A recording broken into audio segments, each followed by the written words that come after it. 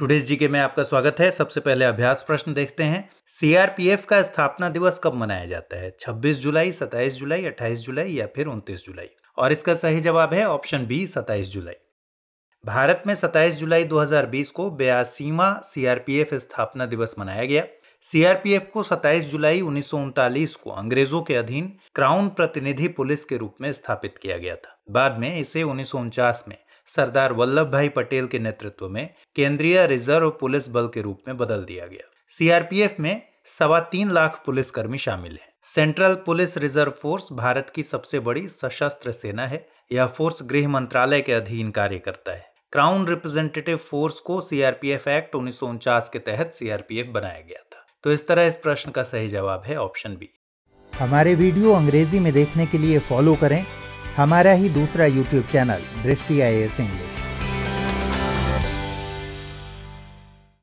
अब आइए पहला सवाल देखते हैं। हाल ही में किस संस्थान ने पूर्व राष्ट्रपति डॉक्टर APJ अब्दुल कलाम की पुण्यतिथि पर एक नवाचार प्रतियोगिता डेयर टू ड्रीम 2.0 शुरू की है? नीति आयोग, DRDO, इसरो या फिर गूगल? और सही जवाब है इसका DRDO। DRDO ने पूर्व राष्ट्रपति और विख्यात वैज्ञानिक APJ अब्दुल कलाम की 5वीं पुण्यतिथि पर अपनी नवाचार प्रतियोगिता डेयर टू ड्रीम 2.0 शुरू की। डेयर टू ड्रीम 2.0 देश के इनोवेटर्स और स्टार्टअप्स को बढ़ावा देने के लिए एक योजना है। आत्मनिर्भर भारत के आह्वान के बाद देश में रक्षा और एरोस्पेस प्रौद्योगिकियों में नवाचार को प्रोत्साहित किया जा रहा है। यह योजना व्यक्तियों और स्टार्टअप्स के लिए उभरती प्रौद्योगिकियों को बढ़ावा देने के विचार से संचालित की जा रही है। इस योजना के विजेताओं का फैसला विशेषज्ञ समिति द्वारा उचित मूल्यांकन के बाद किया जाएगा। तो इस तरह इस प्रश्न का सही जवाब है ऑप्शन बी। अगला सवाल है, हाल ही में भारत सरकार ने international Crops Research Institute for semi arid tropics ICRISAT तथा अन्य किस संस्था के सहयोग से मौसम ऐप विकसित किया है? Indian Institute of Tropical metrology, Indian council of medical research, council of scientific and industrial research या फिर इंडियन स्पेस रिसर्च ऑर्गेनाइजेशन? सही जवाब है इसका option A, Indian Institute of Tropical metrology. मौसम app International Crops Research Institute for semi arid tropics तथा Indian Institute of Tropical metrology Pune के सहयोग से बनाया गया। इसे विकसित करने में भारतीय मौसम विज्ञान विभाग ने भी अपनी सहायता दी है। मौसम ऐप किसी भी समय मौसम की स्थिति, तापमान, आर्द्रता, हवा की दिशा और गति की जानकारी देगा। यह ऐप वर्तमान में 200 शहरों में काम करेगा और दिन में 6 बार अपडेटेड जानकारी प्रदान करेगा। तो इस तरह इस प्रश्न का सही जवाब है ऑप्शन ए। अब तीसरा सवाल देखते हैं। विश्व हेपेटाइटिस दिवस 28 जुलाई को मनाया जाता है। वर्ष 2020 की थीम क्या रखी गई है? पहला, हेपेटाइटिस मुक्त भविष्य। दूसरा, हेपेटाइटिस को समाप्त करने के लिए निवेश। तीसरा, टेस्ट ट्रीट हेपेटाइटिस या फिर चौथा, हेपेटाइटिस पर WHO की रणनीति। सही जवाब है इसका ऑप्शन ए, हेपेटाइटिस मुक्त भविष्य। विश्व हेपेटाइटिस दिवस हर साल 28 जुलाई को वायरल हेपेटाइटिस के बारे में जागरूकता बढ़ाने के लिए मनाया जाता है। इस रोग से पीड़ित व्यक्ति के लीवर में सूजन आ जाती है, जो लीवर कैंसर सहित कई स्वास्थ्य समस्याओं का कारण बनती है। हेपेटाइटिस वायरस के 5 मुख्य प्रकार हैं, A, B, C, D और E।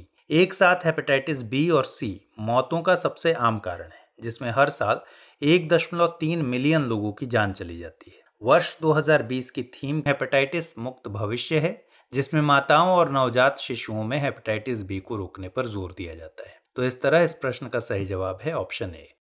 चौथा सवाल है, राज्य वन विभाग के एक वन सर्वेक्षण में पाया गया है कि चंबल अभयारण्य में डॉल्फिन की संख्या घट रही है। यह अभयारण्य किस राज्य में स्थित है? हरियाणा, पंजाब, मध्य प्रदेश या फिर आंध्र प्रदेश? सही जवाब है इसका ऑप्शन सी, मध्य प्रदेश।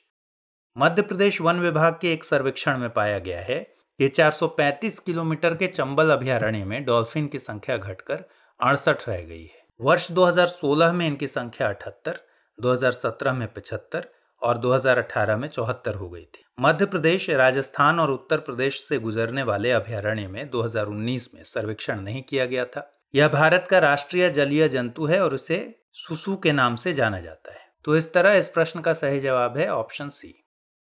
पांचवा सवाल है, भारत किस देश के साथ कपास निर्यात के लिए एक समझौता ज्ञापन पर काम कर रहा है? चीन, अमेरिका, थाईलैंड, बांग्लादेश? सही जवाब है इसका बांग्लादेश। बांग्लादेश को 1.5 से 2 मिलियन बेल्स कपास निर्यात करने के लिए एक समझौता ज्ञापन पर काम किया जा रहा है। भारतीय कपास निगम यानी सीसीआई ने फाइबर फसल के निर्यात को बढ़ावा देने की कोशिश में यह कदम उठाया है। सीसीआई कपास निर्यात को बढ़ावा देने के लिए वियतनाम में गोदाम स्थापित करने की योजना बना रहा है। तो इस तरह इस प्रश्न का सही जवाब है ऑप्शन डी। छठा सवाल है, सिंधु घाटी सभ्यता से संबंधित निम्नलिखित कथनों पर विचार कीजिए। सिंधु घाटी सभ्यता कांस्य युगीन सभ्यता थी जिसका उद्भव ताम्रपाषाण काल में भारत के पूर्वी क्षेत्र में हुआ था। दूसरा कथन है, इसका विस्तार भारत के अलावा आधुनिक पाकिस्तान और अफगानिस्तान के कुछ क्षेत्रों में भी था। उपरोक्त में से कौन सा या से कथन सही है? यह है केवल एक, केवल दो, एक और दो दोनों, न तो एक और न ही दो। सही जवाब है इसका ऑप्शन बी, केवल दो। सिंधु घाटी सभ्यता कांस्य युगीन सभ्यता थी जिसका उद्भव ताम्रपाषाण काल में भारत के पश्चिमी क्षेत्र में हुआ था। इसका विस्तार भारत के अलावा आधुनिक पाकिस्तान और अफगानिस्तान के कुछ क्षेत्रों में भी था। सबसे पहले चार्ल्स मेसन ने इस सभ्यता का पता लगाया, जिसका सर्वप्रथम विवरण उनके द्वारा 1842 में प्रकाशित पुस्तक में मिलता है। वर्ष 1921 में भारतीय पुरातत्व सर्वेक्षण विभाग के तत्कालीन अध्यक्ष सर जॉन मार्शल के नेतृत्व में पुरातत्वविद दयाराम साहनी ने उत्खनन करके इसके प्रमुख नगर हड़प्पा का पता लगाया। तो इस तरह इस प्रश्न का सही जवाब है ऑप्शन बी। अगला सवाल है, वैदिक सभ्यता से संबंधित शब्द परुष्णी और वितस्ता किन दो नदियों से संबंधित है? सिंधु और सरस्वती, रावी और झेलम, सतलज और व्यास, या फिर गंगा और यमुना? इसका सही जवाब है ऑप्शन बी, रावी और झेलम।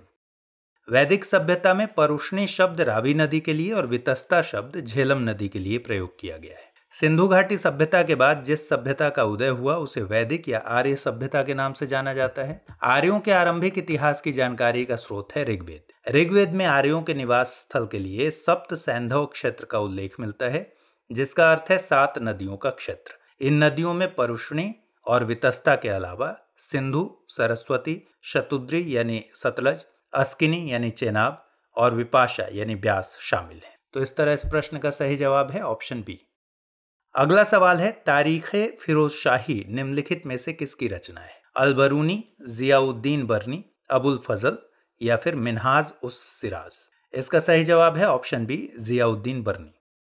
तारीखे फिरोजशाही जियाउद्दीन बर्नी की रचना है। जियाउद्दीन बर्नी तुगलक शासकों के समकालीन थे।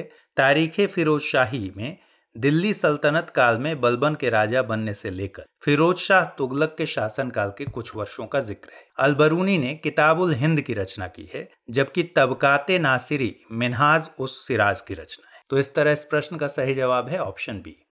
नवा सवाल है, निम्नलिखित कथनों पर विचार कीजिए। प्रथम आंग्ल सिख संघर्ष के समय भारत का गवर्नर जनरल लॉर्ड डलहौजी था। इस युद्ध के बाद 1846 में अंग्रेजों और सिखों के बीच लाहौर की संधि संपन्न हुई। उपरोक्त में से कौन सा या से कथन सही नहीं है? केवल एक, केवल दो, एक और दो दोनों, न तो एक और न ही दो। और सही जवाब है इसका ऑप्शन ए, केवल एक।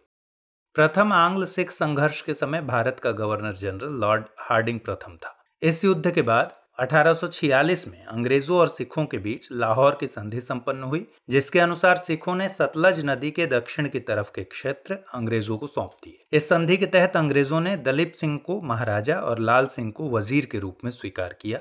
लॉर्ड डलहौजी का संबंध द्वितीय आंग्ल सिख युद्ध से है। तो इस तरह इस प्रश्न का सही जवाब है ऑप्शन ए। अगला सवाल है, कूका आंदोलन से संबंधित निम्नलिखित कथनों पर विचार कीजिए। यह आंदोलन एक धार्मिक आंदोलन के रूप में शुरू हुआ था, जिसका उद्देश्य सिख धर्म में प्रचलित बुराइयों और अंधविश्वासों को दूर करना था। पश्चिमी पंजाब में कूका आंदोलन की शुरुआत भगत जवाहरमल और उनके शिष्य बालक सिंह के नेतृत्व में हुई थी। उपरोक्त में से कौन सा या से कथन सही है? यह है केवल एक, केवल दो, एक और दो दोनों, न तो एक और न ही दो। सही जवाब है इसका ऑप्शन सी, यानी दोनों कथन सही है।